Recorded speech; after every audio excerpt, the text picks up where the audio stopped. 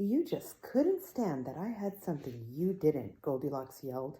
Goldilocks went in for the final push, but Red dodged it, and Goldilocks almost fell into the pit herself. Red ran away from her as fast as possible, running along the edge of the pit. The plants from below moved with excitement. They knew one of them was bound to fall in. Come here, Goldilocks yelled. Get away from me, you fugitive floozy, Red said. They did an entire lap around the pit, and Red ran into the castle ruins. Goldilocks took out her sword and began swinging it at her, barely missing her by inches. This is awful, Alex said with her hands covering her cheeks. This is awesome, Connor said. $5 says Goldilocks will win. The twins wanted to help, but there was nothing they could do without getting into harm's way.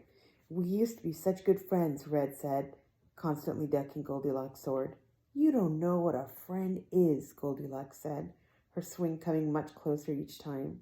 You should have cleared my name that day you became queen of that pathetic kingdom. I never even wanted to be queen in the first place. I just wanted to impress him, Red confessed. Keeping you an outlaw kept you away from him. It wasn't anything personal. Personal? Goldilocks said, absolutely infuriated.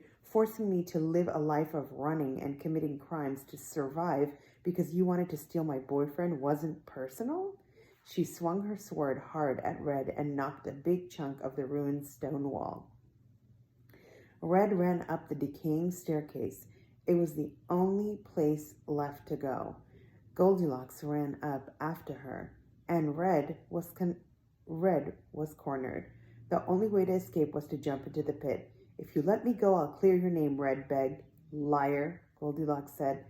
I'll give you my castle. Half of it is being rebuilt because of the fire. It looks wonderful, Red said. I don't want your castle. I want revenge, Goldilocks said, and pushed Red off the staircase. Red screamed and fell down toward the pit. The vines reached toward her, happy to be finally fed. Suddenly, a rope came out of nowhere and lassoed Red around the waist just as she fell into the pit and was swallowed up by the vines and thorn bush. What the? Goldilocks said. The twins and Froggy turned to see a woman riding a black horse on the other side of the pit, holding the other end of the rope. It's the huntsman's daughter, Connor yelled and pointed at her. Red screamed as the vines pulled her down toward the bottom of the pit. The huntsman's daughter tied the rope to the horse and took off. Red was yanked out of the pit and dragged behind her. Not again! Red screamed. She was dragged off into the horizon, now a captive of the huntress. Son of a witch, Goldilocks said, watching a stranger ride off with her chance at revenge. She hopped down from the staircase and Porridge joined her by the ruins. What just happened? Connor asked, completely overwhelmed by all the excitement. I don't know, Alex said, but after seeing the huntsman's daughter, I have a bad feeling. Who is that woman? Goldilocks asked. The huntsman's daughter, Connor said. She's working for the evil queen. The evil queen?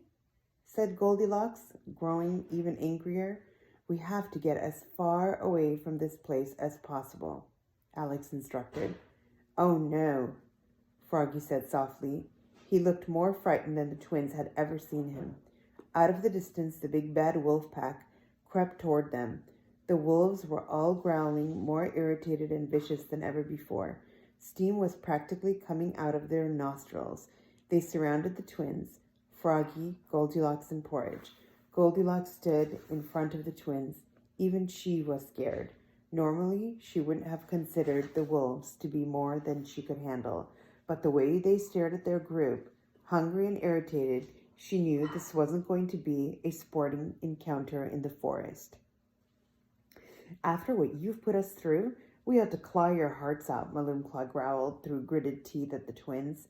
And look who decided to join them. I guess we get Red Riding Hood and Goldilocks tonight. The rest of the wolves howled their excitement. Just to let you know, you just missed Red Riding Hood, Connor said. Nice try, Maloomclaw said. What do you want with children and an overgrown frog? Goldilocks asked. We're taking the children to the evil queen, Maloomclaw said. We have no interest in the frog. Dig in, boys. Froggy's face turned a pale green. The wolves moved toward him, snapping their massive jaws in his direction. Froggy turned to the twins. I'm going to get help, children, Froggy whispered to the petrified twins. A wolf leaped toward him, but Froggy jumped twice as high into the air, and the wolf missed him.